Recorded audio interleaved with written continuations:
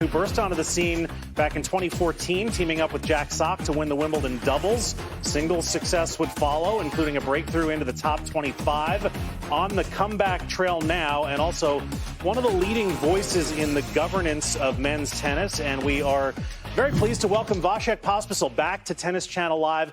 Vasek, great to see you. Tell the folks where you are and how you've been dealing with this incredible crisis that we've all been enduring. Yeah, I'm in Vancouver. I've been pretty lucky. The weather's been pretty amazing here. The lockdown has, it's been tough, around the world, but I think it's been a little bit easier here. We're actually able to get out and go on bike rides, and they just opened the golf courses and tennis courts the other day. So there are definitely worse places to be than Vancouver right now. Vasek, I want to talk to you a little bit about your kind of reemergence. You had a big splash a few years back. Then you had to deal with some injuries, the ranking dropped. Then you went on a big run, some great challenger results, getting to the finals of Montpellier. But basically, if memory serves me, you kind of blew up the internet with the whole kind of maple syrup chugging situation. How did that come about? And what's the root of all that? Yeah, it's funny. I get this is like the first question I get anytime I speak to anyone.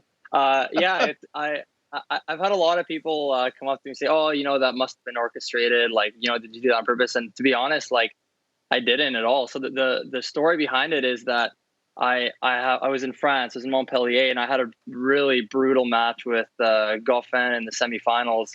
It was like over 3 hours, super physical as it usually is if you play David, and I went through like 10 energy gels, and I went through I ran out of energy gels. So I was like, okay, no problem. The next day I was in the final, I was playing Gael, and I just said, okay, like, I'll just go to the pharmacy and get some energy gels, but everything is closed in France on Sundays.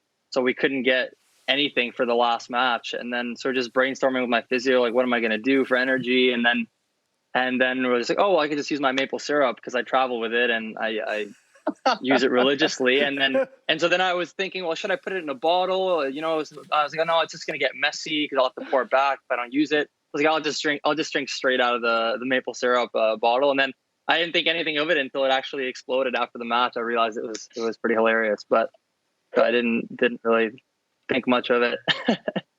We loved it. We got a lot of good mileage out of that. But I for one, I prefer it on my pancakes myself. But I'm gonna have to give it a try. Steve Weissman did it in studio in your honor after that tournament, so you did get a lot of traction with that. There's a lot of American fans out here wondering about the double situation. Will you and Jack play again at all? We all loved watching you guys play together. Will you guys play it all together when things get going again, you think? We will. I think we will. We actually intended on reuniting at Indian Wells in Miami before the lockdown, before the coronavirus kind of really took off, and so I think just for now it's just postponed. I think we'd been talking for a couple of years to play again. I mean, my singles ranking had dropped. I was really focused on getting that back up. Haven't played very much doubles the last few years, but we'll definitely play at some events coming up. Wherever that is, I'm not sure, but I think it'll just be a little bit sporadic. Our double schedule might be sporadic, but we'll play a couple events for sure. We're joined by Vasek Pospisil here on Tennis Channel Live from Vancouver, Canada. Vasek, as you know, there's been quite a bit of chatter the past couple of weeks about the potential of a merger between the ATP Tour and the WTA. As a guy who has a significant voice in the governance of the ATP, member of the Player Council, etc. Very curious for your thoughts on all of that chatter. Yeah, well, I don't know if a significant voice. I just try to represent the players that I'm supposed to represent. Being on the council, I don't know how much true influence I have, but yeah, I mean, this came to our attention several months back. I think it was in January at the Aussie Open. Our new ATP chairman and CEOs, Andrea Gaudenzi and Massimo Calvelli, they approached the council with a whole new vision that they were working towards, and one of the aspects of that included the possibility of a merger with the WTA. And obviously, it's not so simple to just give us a statement like that without getting into details and understanding how that would work.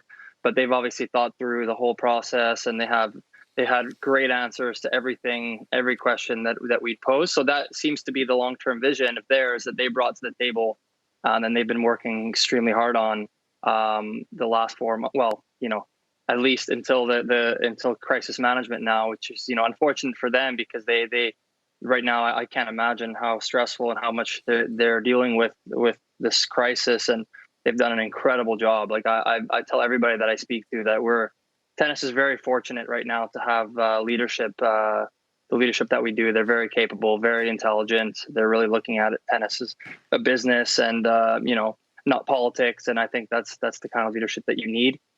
So it's just unfortunate that they have to deal with the crisis rather than using their very competent and capable hands to improve the sport and kind of take tennis to the next level.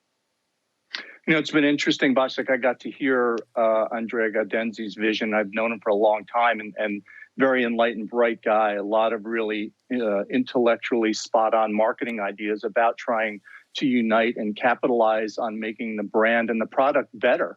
And in many ways, you're in an unenviable situation where you have to take his message and then disperse it to the general membership that you represent.